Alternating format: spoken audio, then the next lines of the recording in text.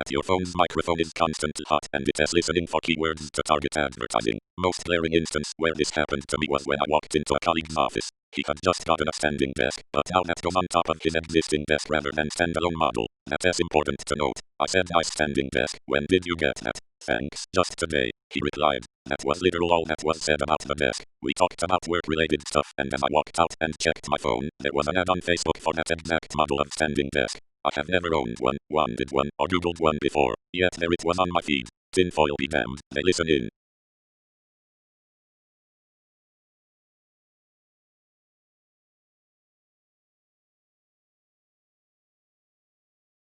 Facebook purpose attempts to ruin people's relationships because the drama gets more views and more views sell more ads. Several years ago they introduced a feature so that your comments on other pages would show up in your friends' feeds. So if you read Secret an Atheist and you comment on some atheist page, it shows up in your devout Southern Baptist grandma Muriel's timeline, even though it has a conversation that has nothing to do with her and there is no reason for it to be. As a result, Facebook outs you to your family, and grandma is typing away at all the evil Satanists trying to corrupt her grandson.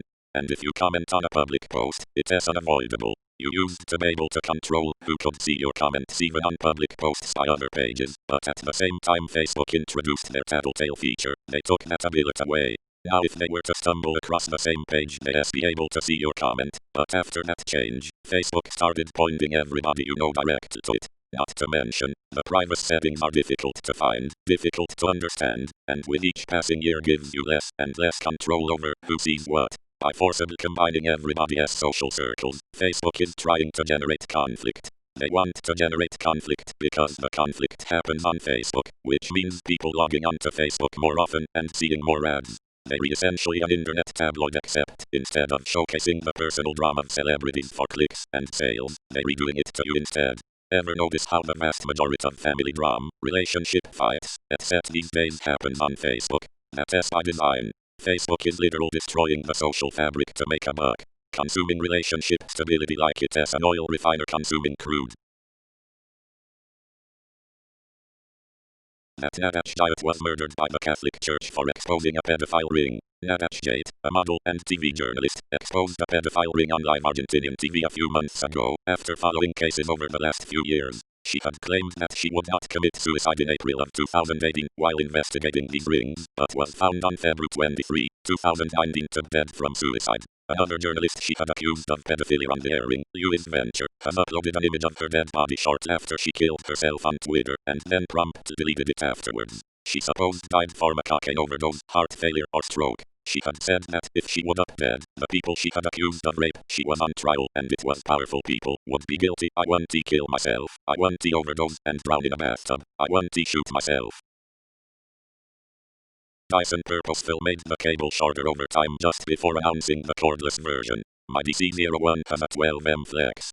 My DC14 has a 6.5mm flex. They purposely made the flex shorter to an inconvenience and make people want the cordless version. Memes about the NSA and other spy programs are encouraged by the very agencies spying on us to twist the idea into the absurd and to humanize their agents. Men people say it right now. You're not an important person, nobody cares what you're doing. They've fallen for the idea of individualized manual spying, conflated it with systematic automatic spying, and dismissed both as not worth worrying about.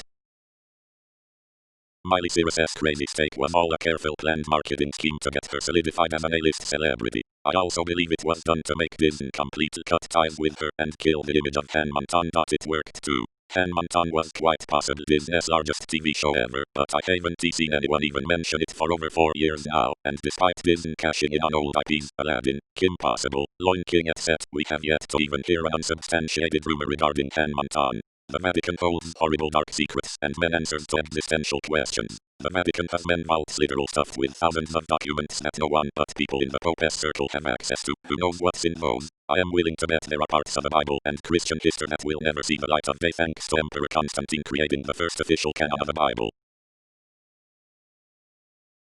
Barack Obama may have been a CIA operative sometime in between college and being a community organizer in Chicago. Bear with me. After graduating from Columbia in 1983, Obama went to work for a company called Business International Corporation, a company that is known to have been used as a CIA front in the past. There is a little information available about this time in Obama's life. The CIA was actively recruiting at that point in history and would have been very interested in a young black man with an Ivy League education and ties to Indonesia and Africa. This information would most likely still be classified, but it could also have helped his rapid accession in politics at such a young age. After nursing this theory for a while, I finally Googled and, sure enough, loads of websites showed similar theories. Some of it is convincing. Not the stuff about him being a CIA chrononaut who fought Russians on the moon. The angle is less convincing. The president of the Philippines, Duterte, is very anti-drugs to hide his own involvements with drug cartels off which he makes billions. Funny enough, he once told supporters that, if his own children were found to dealing in drugs, they should be executed. Not long after, one of his children was found to be involved with a big shipment of cocaine, if I remember correctly. Still love. I may be shaky on some of the details here, but I remember reading this on Duterte's Wikipedia page. The Laurel Canyon Conspiracy. Basically, if you look at the counterculture revolutionaries in the music industry in the 60s, most of them were the children of military intelligence people. So the theory is that the free love, lots of drugs movement they inspired was done intentional to distract the youth from a full-scale revolution. The thought was, if the angry youth of the mid to late 60s were too high was getting laid all the time, they would stop caring as much about societal ills and then basically sleepwalk through the 70s, which they did. I stumbled upon this when I was reading up on Jim Morrison and how his father was the one who called in the fake strike at the Gulf of Tonkin that kicked off the Vietnam War, and which was shown later to have been a false flag. Turns out, a lot of his contemporaries and were also children of high-placed military people with ties to intelligence. Strange that they all wound up in Laurel Canyon as part of the same movement. They recommended food pyramids created by the FDA, but the FDA is funded by a lot of certain food industries, poultry, dairy, etc. They in turn made the recommended nutrition based off of their funding by these companies, and not based on a well-balanced diet. The government experiments on the mental insane because no one will believe someone with that kind of medical history. I feel like people overlook the fact that the government actually did experiments on Americans and messed at least one of them up so bad that he moved to the middle of the woods and started mailing bombs to people. The oil and coal industries invested heavily in killing off nuclear power as an attractive alternative. These days we have reactor designs many times safer than other methods of generating power, and the waste issue is something that could be fixed with sufficient investment. Even taking into account disasters like Chernobyl estimated around 4,000 premature deaths and Fukushima 600. Nuclear is incredibly safe compared to coal less 5,000 accidents per year. Nuclear kills 90 people per petawatt hour generated, whereas coal kills 100,000 people per petawatt hour, mainly because of lung problems worldwide. Even if we don't take into account the climate change contribution, most of those deaths are easily avoidable if we switch to nuclear. Multiple football World Cups have been influenced either by governments hosting them or other entities out of their own gain. 2002 South Korea/Japan and 1978 in Argentina are the two most obvious ones that come to mind. FIFA is absolutely the most corrupt organization in sports. Snapchat worked with the FBI to popularize and secretly test and improve face recognition technology. We went from wow, this is like magic to this is total normal in a few years, and there is no way that the technology isn't being used by law enforcement. Have you read the terms and agreements of Snapchat? It is not big secret that most social media is selling your information, including the one we're using right now. I don't know if it is a conspiracy theory at this point, but a lot of people still don't acknowledge that your internet searches and social media profiles are absolutely being used as training models by major IT companies. I was a drunk college student and had access to them to run AI training. If you still think you're off the grid, you're an idiot. Being frank, it is not big deal if you don't have dark things to hide. Those people are too busy building the new technological world to care that you look at midget porn. But don't delude yourself to think people don't have access to anything you do on the internet.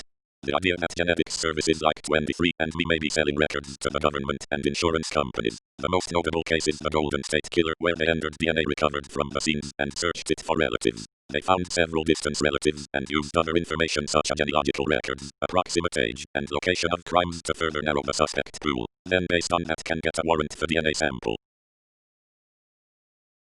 There is an underground PR firm that helps celebrities to fake their own death to escape the harshness of the limelight or if they feel like their life is in danger. For example, Tupac, Big, Paul Walker, etc. And most like a secluded island or possibly a remote country where you're not noticed might have changed your appearance. The families would obviously have to be kept out of the loop to maintain plausible deniability. You make a payment to the firm. They keep half and they give you cash when you reach your destination. Everything else is left to your family.